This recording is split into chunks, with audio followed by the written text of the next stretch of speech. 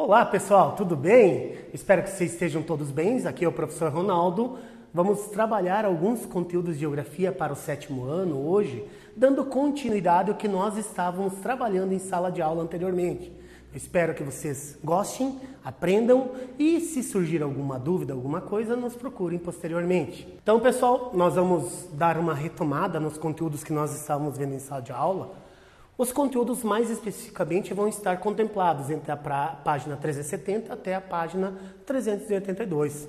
Eles trazem algumas características, alguns conteúdos relacionados ainda à população brasileira. Tá?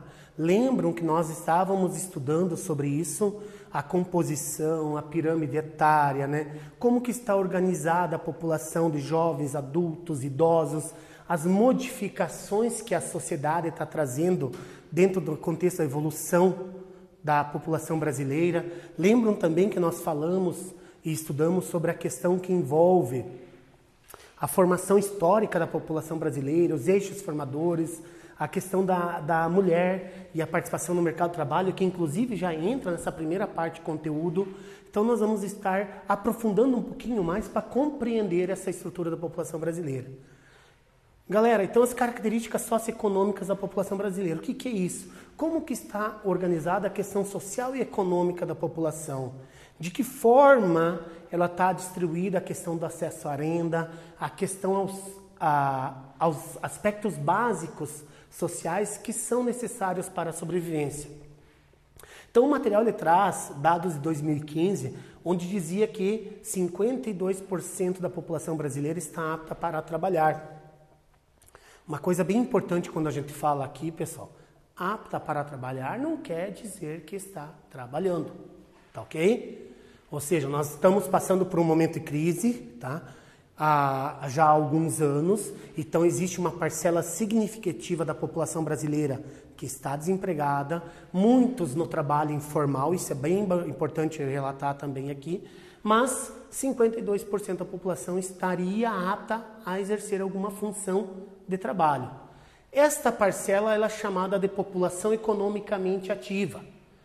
Muitos livros, sites, revistas eles vão trazer esse termo, o PEA, que é justamente a sigla para esse contexto. Então são aquelas pessoas que estão em condições de trabalho. Mas como que eu defino uma condição de trabalho? O Brasil estabelece, pessoal, que todas as pessoas, logicamente, gozando de uma saúde plena, a partir dos 15 anos, entram neste contexto. Mas existe diferença entre os países. Alguns países, por exemplo, utilizam 10 anos. Tá? E é uma das discussões que depois nós vamos ter mais adiante, que está relacionada à questão do trabalho infantil, tá, galera? Nós já vamos falar sobre isso. Outra questão que o livro está trazendo para vocês é a participação da mulher no mercado de trabalho, crescendo muito nos últimos anos, graças às conquistas sociais que as mulheres tiveram, né? Se nós lembrarmos do que nós falamos nas aulas anteriores, né? Este processo nem sempre foi assim e não precisa em muito tempo. Lembram quando nós falávamos daquela característica que a mulher deveria ser prendada, ser uma boa dona de casa, cuidar dos filhos, do marido, cozinhar, lavar e passar? Isso tudo está mudando. Hoje as mulheres estão conquistando o seu espaço, né? Estão tendo um aumento na escolaridade, né? Estão estudando cada vez mais. Antes disso, as mulheres em muitos lugares nem era permitido estudar ou elas não tinham essa prioridade. Geralmente as famílias destinavam 1 ou 2 filhos mais velhos para estudar e o resto ficava trabalhando, ajudando na composição da renda. Então tudo isso está mudado. Além disso, a responsabilidade de sustentar a família. Ou seja, 40% das residências hoje são sustentadas pelas mulheres. Então está mudando um pouquinho este contexto também. É um dado muito interessante. E a tendência, pessoal, é que esses números eles se alterem, porque o Brasil está passando por essas transformações. Muitos outros países do mundo também passaram por essa transformação e chegaram a números maiores. Outro tema também bem interessante que ele vai trazer ali, pessoal, é a questão da distribuição desigual de renda no Brasil. O que seria isso? A renda, galera, a quantidade de dinheiro, riqueza que nós temos, ela acaba concentrando em apenas na mão de algumas poucas pessoas, que são os super ricos. Nós temos no Brasil, pessoal, algumas pessoas que figuram entre os mais ricos do mundo, as pessoas que têm mais dinheiro no mundo, tá? Então isso está relacionado a esse contexto. Aí existem vários fatores que levam a isso. Fatores históricos, a questão de pessoas que herdaram da família, algumas pessoas que começaram a trabalhar com tecnologia, que é uma coisa que hoje tem gerado muita riqueza, né? Mas um dado muito preocupante é isso, ó, pessoal. O Brasil está entre os 5 países com a maior concentração de riqueza do mundo. Ou seja, isso retrata uma desigualdade muito grande de forma geral da população, tá, galera? Então isso também é um dado bem importante. Esse material, essa lâmina aqui, ela está no livro de vocês. Eu coloquei ela aqui justamente para a gente entender um pouquinho, pessoal. Distribuição de renda no Brasil, dado de 2015, já vai para 5 anos, mas esses dados geralmente eles demoram um pouquinho para aparecer pela dificuldade de fazer levantamento, pessoal. Então, ó, da renda total do país, 43,3% fica na mão de um grupo que corresponde a apenas 10% da população. Se nós levarmos em conta a população brasileira hoje, 212 milhões de habitantes aproximadamente, ou seja, 20 milhões de pessoas, 21 milhões de pessoas aproximadamente, concentram quase metade da riqueza do Brasil. E os outros 190 milhões de pessoas dividem o restante. Então isso está relacionado justamente a essa questão da concentração de riqueza. Então aqui eu tenho a questão dos salários, não, pessoal, até 2 salários mínimos, 49% da população brasileira vive com até 2 salários mínimos. De 2 a 5, 14%, de 5 a 10, apenas 4%, e mais que 10, 2% da população. Ou seja, quem ganha 10 mil reais ou mais é uma pequena parcela. Aí vocês podem estar fazendo essa pesquisa em casa para ver em qual desses grupos vocês se enquadram. Conversem com os pais de vocês um pouquinho sobre essa questão, também para vocês terem uma noção, para entender um pouquinho da renda de vocês, tá? Gostaria que vocês fizessem isso. Pessoal, neste primeiro momento, então, seria isso, sobre essas características aqui. Eu espero que vocês deem uma olhada, vai ter alguns exercícios relacionados a esse conteúdo, façam a resolução desses exercícios, para que vocês consigam compreender um pouquinho mais, tá? Automaticamente, pessoal, quando a gente fala em desigualdade na distribuição de renda, vai resultar em desigualdade das paisagens que nós temos no Brasil. Quem estudar geografia, que realmente estudar, vai sempre ver essa imagem aqui, pessoal. Essa imagem ela foi muito utilizada, inclusive, em uma novela, Paraisópolis. Alguns de vocês talvez assistiram, ou os pais de vocês já ouviram falar. Ela retrata justamente a desigualdade social no nosso país.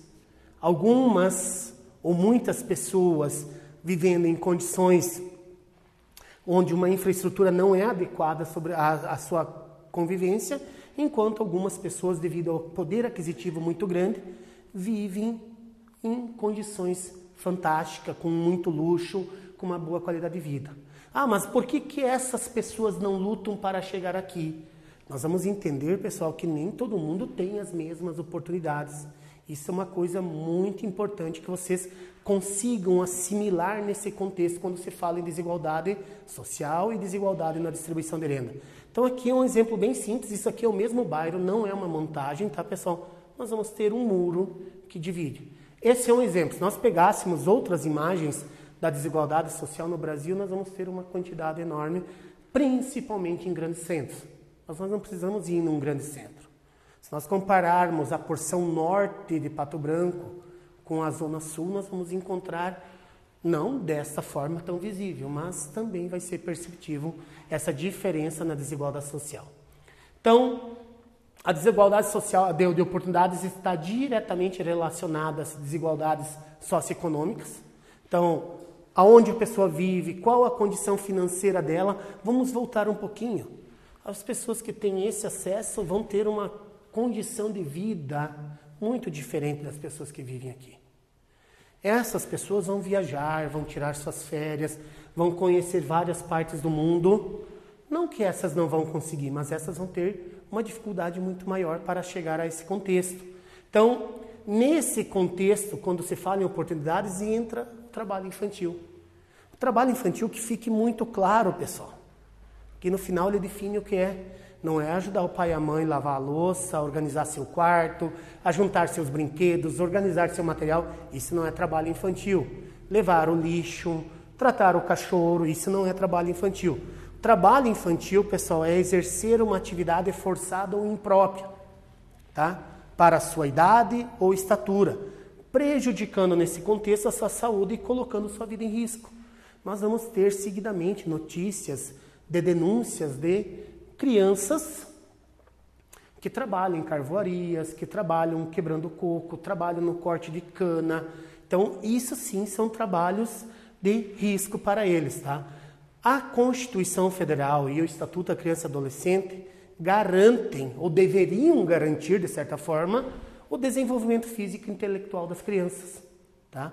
Então, se fosse aplicada a lei como deveria ser, o trabalho infantil não deveria existir. Eu não quis pôr nenhuma imagem aqui sensacionalista de crianças trabalhando, porque não é esse o objetivo. Mas vocês podem estar buscando isso na internet, tem muita coisa nesse contexto. Qual a consequência do trabalho infantil, pessoal? Muitas vezes dificulta o acesso à educação, ou seja, as crianças, por necessidade de ajudar os pais no sustento ou se autossustentar, eles acabam abandonando a escola ou muitas vezes nem se matriculando. E lógico, sem educação hoje em dia, dificuldades cada vez maiores. Então, pessoal, a aula de hoje seria isso, né? Eu espero que vocês estudem esse conteúdo, observem no livro, destaquem essas partes mais importantes, façam as atividades. Existem algumas leituras complementares ali para vocês fazerem, tá? Fiquem com Deus. Um beijo, um abraço, se cuide.